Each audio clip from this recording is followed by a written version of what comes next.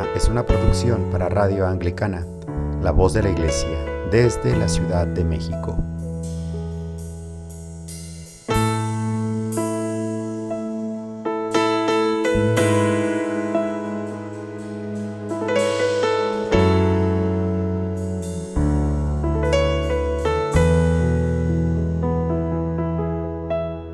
Entra, la puerta está abierta, quiero que conmigo vengas a cenar. Entra, la puerta está abierta, aunque no soy digno, te quiero escuchar. Entra Cristo Jesús en mi corazón, quiero que inundes todo con tu presencia, quiero sentir el amor que nunca tuve, porque no quiero ser igual cuando amanezca.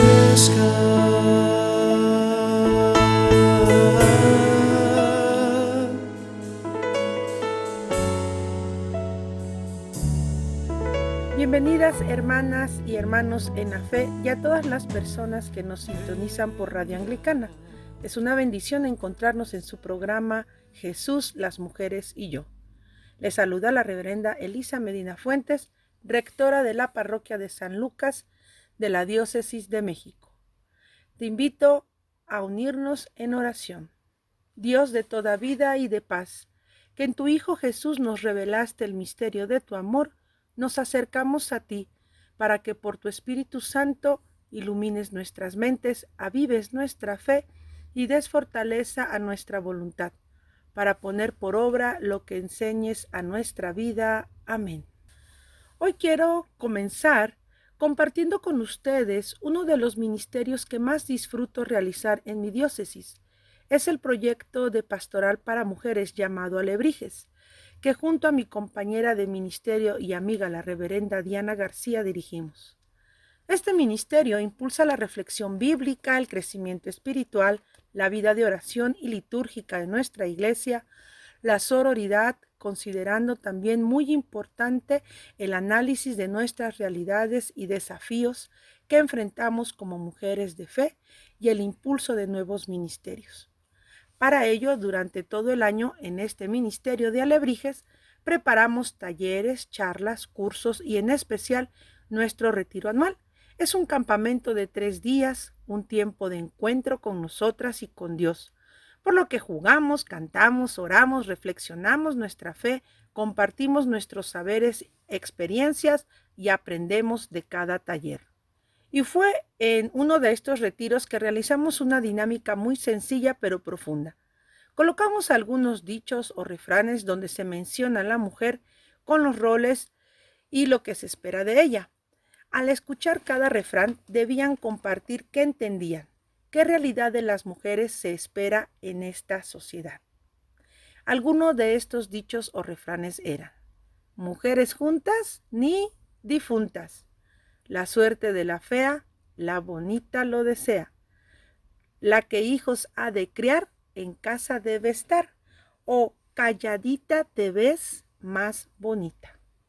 Fue grande nuestra sorpresa al observar que al principio causaron un poco de risa o se asentaba al estar de acuerdo con alguna frase, pero cuando se pidió que ahora pensaran cuánto de estas frases habían hecho un bien a las mujeres, la respuesta unánime fue que ninguno, que por el contrario causaban mucho mal, que eran frases generadoras de violencia, y lo que más impactó fue el de calladita te ves más bonita, pues con ello se le imprime en la mente de las mujeres que hablar es malo, pecaminoso, que no es propio de las buenas mujeres. Esta experiencia es un claro ejemplo de cómo se ha silenciado a las mujeres, robado su voz.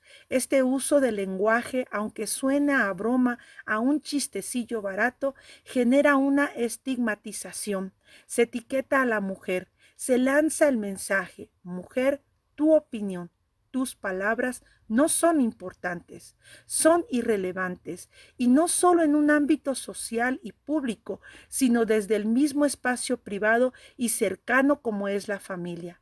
Así el mensaje es claro: tu voz no importa, mujer, porque tú tampoco eres importante.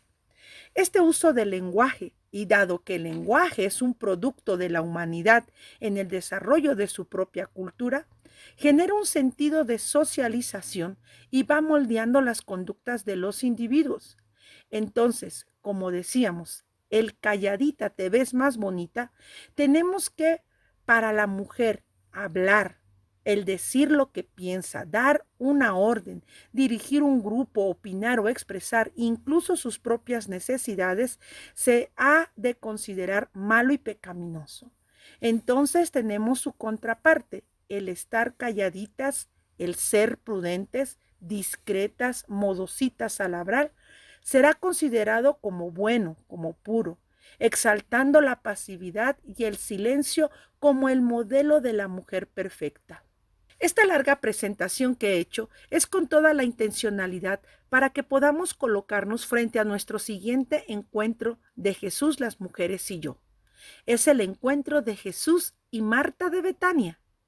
Puede que al escuchar Marta de Betania no llegue de primera instancia quién es esta mujer, pero si les digo Marta y María, las hermanas de Lázaro, al que Jesús resucitó, sé que hasta ahora habrán hecho la expresión: ah, sí, ya sé de quién estamos hablando.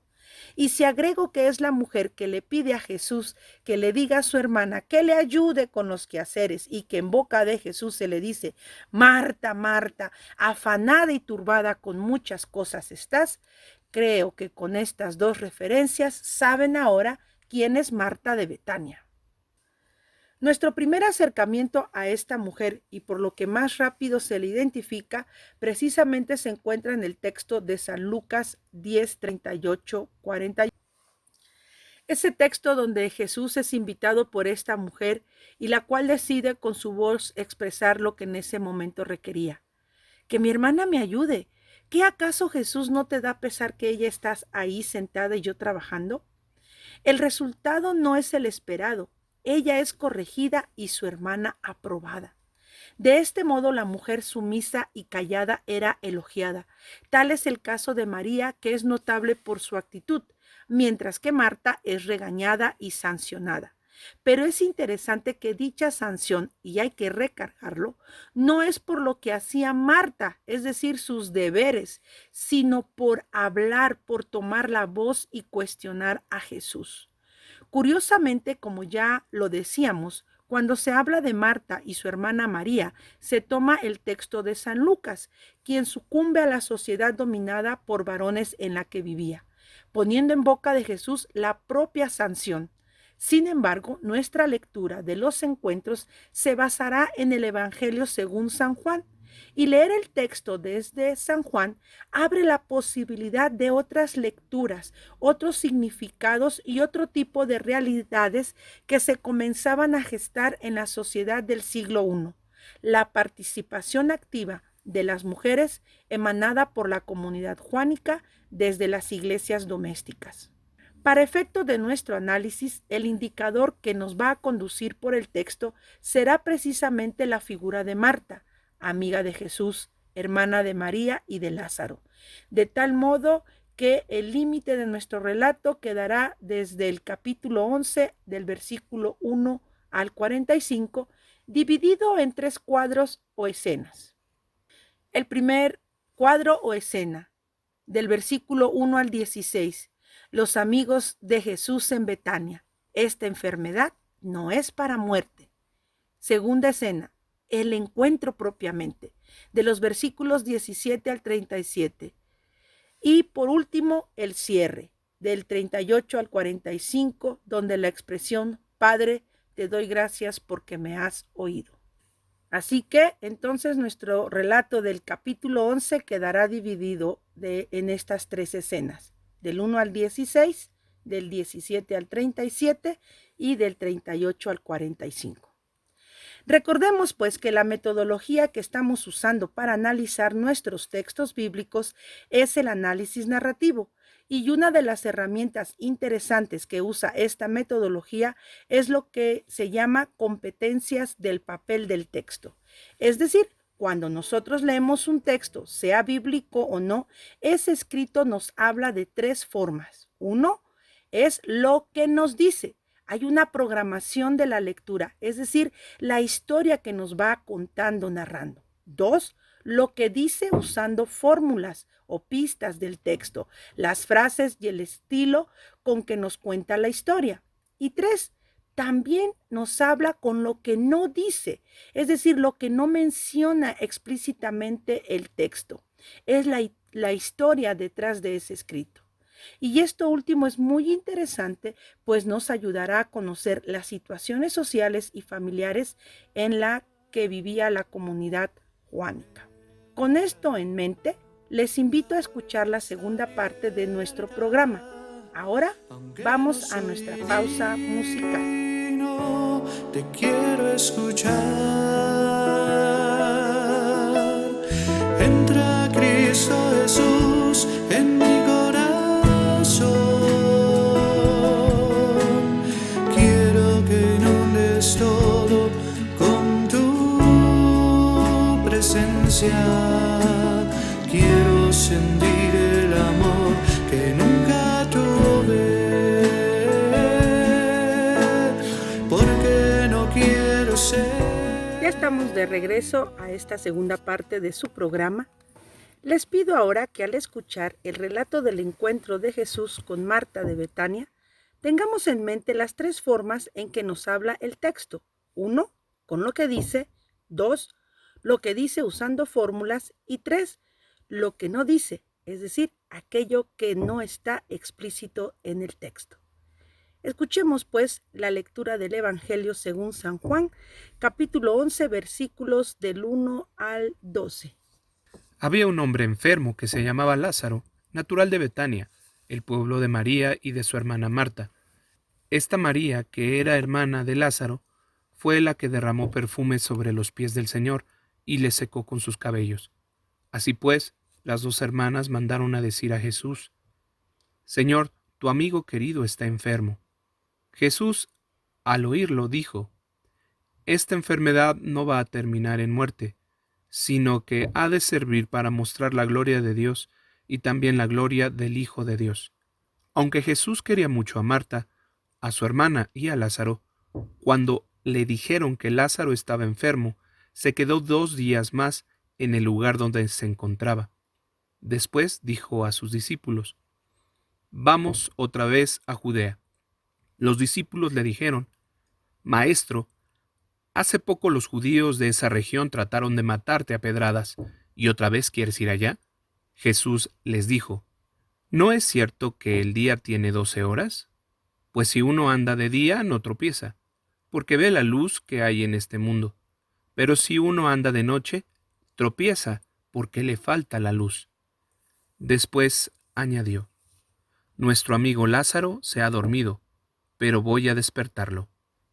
Vamos ahora a detallar el punto 1, lo que dice el texto. El narrador con sus primeras palabras nos ha dado la programación de la lectura y nos ha proporcionado una gran cantidad de información que a veces pasa de largo cuando leemos. Las primeras palabras o el enunciado con el cual comienza un texto en la metodología de la narrativa se le conoce como incipit, de latín empieza. Y este comienzo es el primer paso para la producción de un sentido intencional. Las primeras palabras con las que abre el relato causan gran curiosidad por su composición narrativa. Palabra por palabra encierran pautas claras que guían nuestra lectura, pero a la vez esta claridad no es tan incauta. De manera introductoria se afirma notoriamente lo siguiente. 1. La presentación de una familia, el hermano y sus 2 hermanas. 2. Su residencia, en Betania. Y 3. la problemática que les agobiaba. El hermano estaba enfermo. Pero el redactor del Evangelio, según San Juan, ingeniosamente, por medio de su narrativa, busca sacar de su zona de confort a sus lectores, y esta simple presentación encierra una gran carga de significados. La presentación de una familia, el hermano y sus dos hermanas. El relato comienza así. Había un hombre enfermo. Nos deja caer la primera frase del Evangelio. Había. Nos recuerda los inicios de aquellos cuentos infantiles, el famoso había una vez, el érase una vez o en un lugar sucedió tal cosa. Cuando nosotros escuchamos esas palabras de inicio, el incipit del que hablábamos, que tiene el poder de prepararnos tanto al que narra como a los que vamos a escuchar, nos dispone a estar atentos, capta nuestra atención, como si fueran palabras mágicas que nos transportan a un lugar donde todo puede suceder. Pero el narrador, que ya ha captado nuestra atención, nos rompe el encanto. Había un hombre enfermo. Todos y todas podemos identificar la experiencia de la enfermedad. En la enfermedad nos volvemos vulnerables, reconocemos nuestra fragilidad, también nos pone en perspectiva de lo que realmente es importante en la vida. Nos volvemos más humanos, pues podemos experimentar en carne propia el dolor y el sufrimiento. Si usted ha estado hospitalizado, como en ocasiones yo misma lo he estado, puede entender muy bien de qué le estoy hablando. Tan impactante es la experiencia de la enfermedad que, desde la tradición de la Iglesia, tenemos un sacramento, un signo visible para que la gracia divina obre en la persona enferma, el sacramento de la unción de enfermos. Pedimos en oración por los que están enfermos de cuerpo, pero también de mente y de espíritu. El apóstol San Pablo nos exhorta a orar en comunidad por los enfermos. Recordemos, si hay alguno enfermo entre nosotros, dice, llame a los ancianos y que oren. La oración del justo sanará al enfermo. Jesús mismo dijo, yo he venido a los enfermos, y en varias partes se nos narra cómo Jesús, bajo la unción del Espíritu Santo, es enviado a los sordos, a los ciegos, a los cojos, a los encarcelados, a los pobres. Y debemos agregar algo aún más difícil de entender y que también era realidad en la época de Jesús, como lo es para nosotros. Muchas veces la enfermedad se ve como un castigo de Dios. Las personas enfermas entonces eran consideradas impuras por el sistema religioso. La enfermedad estaba cargada de culpa y de pecado, donde la propia enfermedad era evidencia de ello. Así, las personas enfermas no podían presentarse en el templo u ofrecer un sacrificio. Su calidad de impuros les cerraba el acceso a la gracia de Dios. Enfermedades como la lepra eran signos de una marginación absoluta, volvía a las personas despreciables, las arrancaba de su círculo más cercano que es la familia, ante los ojos de una sociedad que se manejaba por un sistema de pureza e impureza. Se daba una deshumanización de los y las enfermas. La ayuda se limitaba porque bajo este sistema de pureza e impureza uno podría estar atentando incluso contra el castigo que Dios estaba dirigiendo a la persona como correctivo. Una consideración más. Quien estaba enfermo era un hombre. Y si nos atrevemos a cambiar un poco esta palabra por el hecho de quien estuviera enfermo fuera una mujer? Sí, se puede escuchar un silencio profundo, ¿verdad? Porque la enfermedad en la mujer agudiza la experiencia de la enfermedad. En América Latina, y sé que también en otras partes del mundo, si la madre enferma en casa, la familia entra en crisis. Hay problemas por la organización de las labores.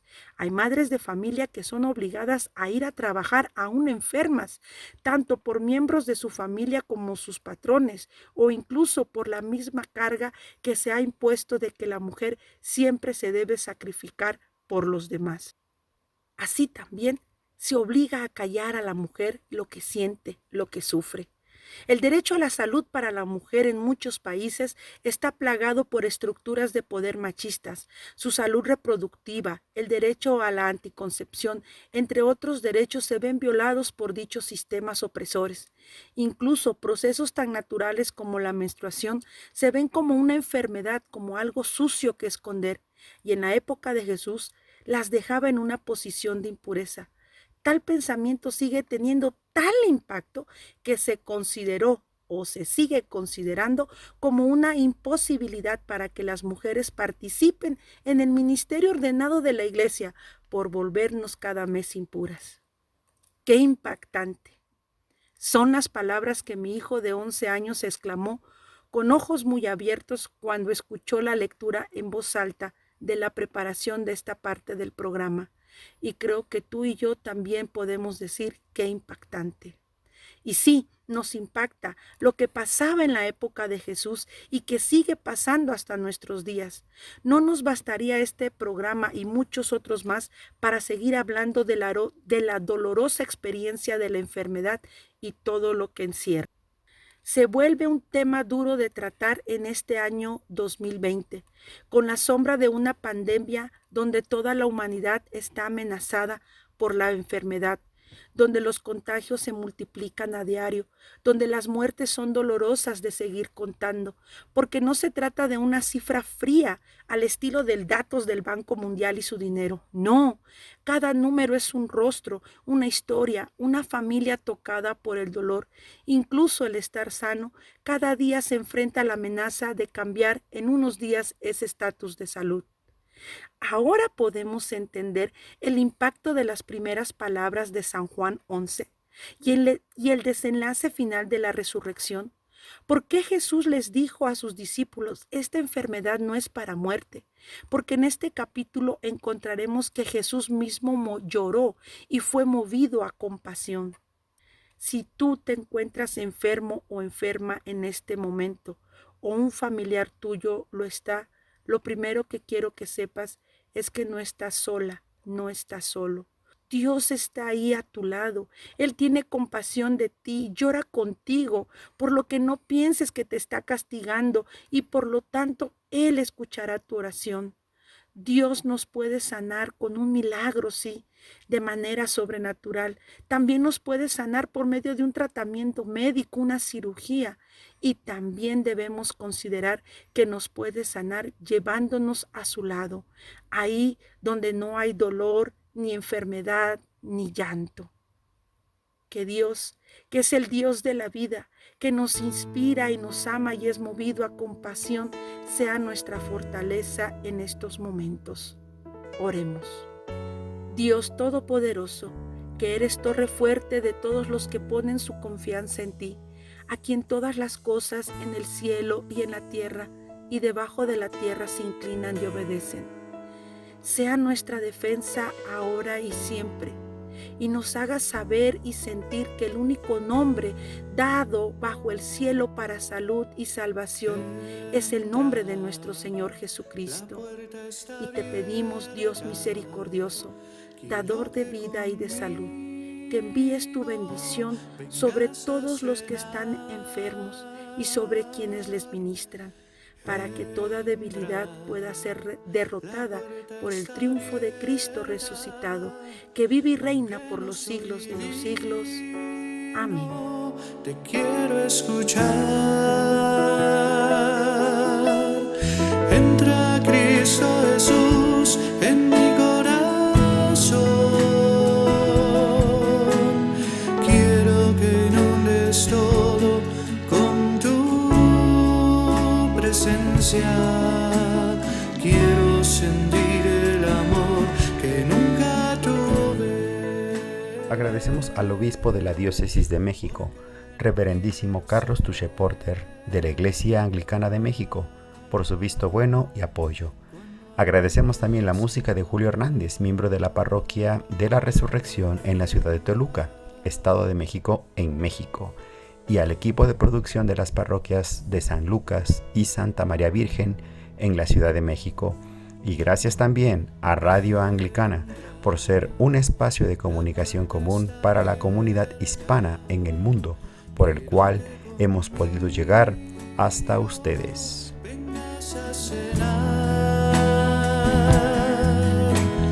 Entra, la puerta está abierta, aunque no soy digno, te quiero escuchar.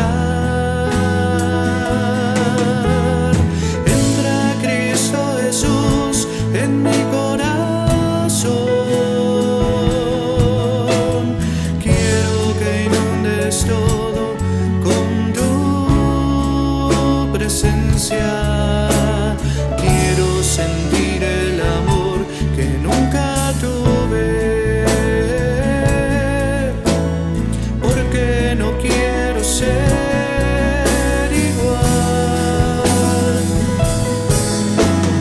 Vendrá Cristo Jesús en mi corazón, quiero que inundes todo con tu presencia. Quiero sentir el amor que nunca tuve, porque no quiero ser igual cuando amanezca.